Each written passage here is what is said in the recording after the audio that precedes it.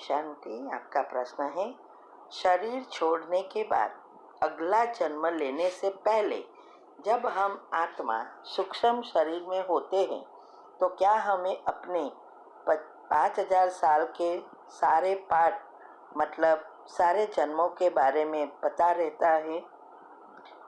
उत्तर है, देखो, ये 5000 साल का चक्र की सारी बातें हमारी आत्मा से जुड़ी है। आत्मा ने जो कुछ किया है वो सब उसके साथ ही रहता है, उसके सूक्ष्म शरीर में, लेकिन उसको कुछ भी याद नहीं रहता। इसका भी रीज़न है, भगवान ने ऐसा सिस्टम बनाई है जो आत्मा पिछला कुछ नहीं याद कर सकती, नहीं तो दुनिया में भी घोटाला हो जाता। अगर उसको याद रहता तो कभी कभी स्मृति से प्रॉब्लम होता है, इसीलिए ऐसे याद नहीं रहता। लेकिन कभी कभी ऐसा हो सकता है कि अगर कई आत्माएं, माना बहुत कम आत्माएं हैं जिसको कभी कभी पिछला याद आ जाता है, क्योंकि उसके कर्म अनुसार जब वो गर्भ में होता है तो उसका वो सारी बातें शायद बाहर आ जाती होगी और छोटेपन में वो याद करता है या स्मृति उसको आती है। इसीलिए कई बार कई कहते हैं वो कहाँ था, कैसे उसकी मृत्यु हुई, सब याद रहता है, लेकिन बहुत कम आत्माओं में। बाकी वैसे किसी को भी ये पिछले जन्म याद नहीं रहता, और बहुत अच्छा रखा है भगवान ने, नहीं तो एक दूसरों को मारने काटने पर लग जाते। ठीक है, ओम शांति। ओम शांति। आपका प्रश्न है, अंतिम समय भटकती हुई आत्माओं को ठिकाना देने के लिए कैसे श्रेष्ठ स्थिति बनाएं और भटकती हुई आत्माएं का अर्थ क्या है?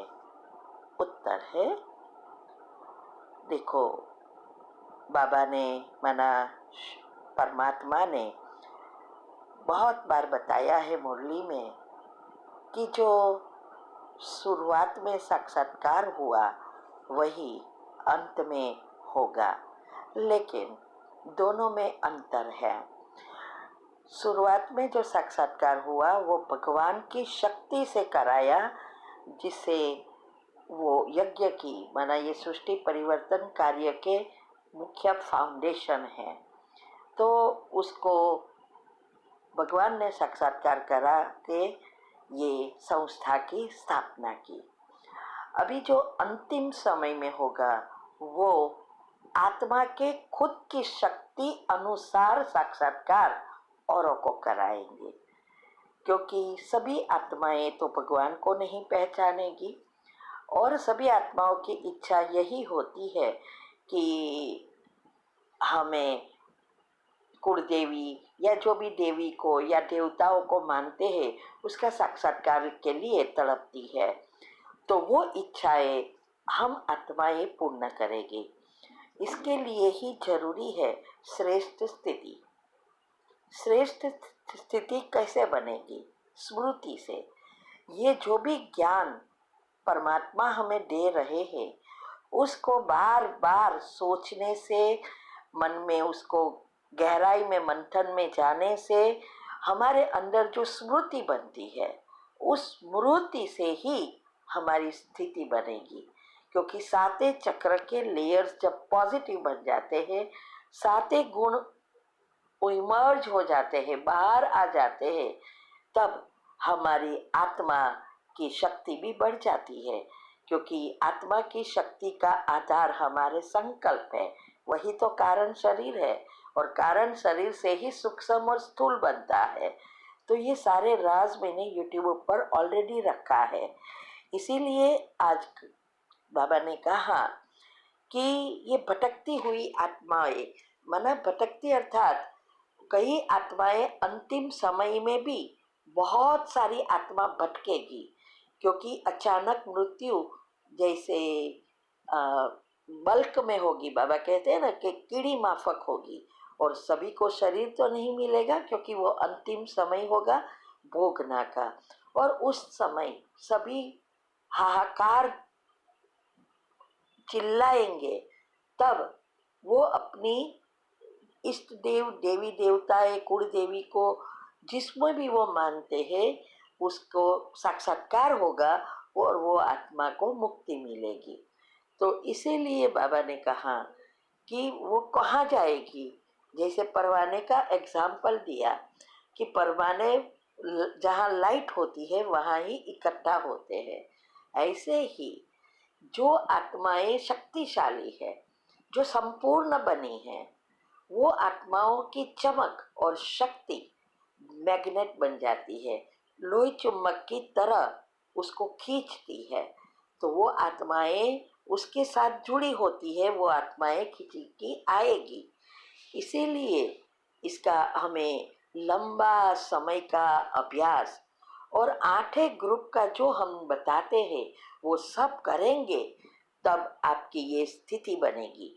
और इस ये चमकता हुआ सितारा बुद्धि में, माना हमारा जो तीसरा नेत्र है वहाँ हमेशा स्मृति रहे।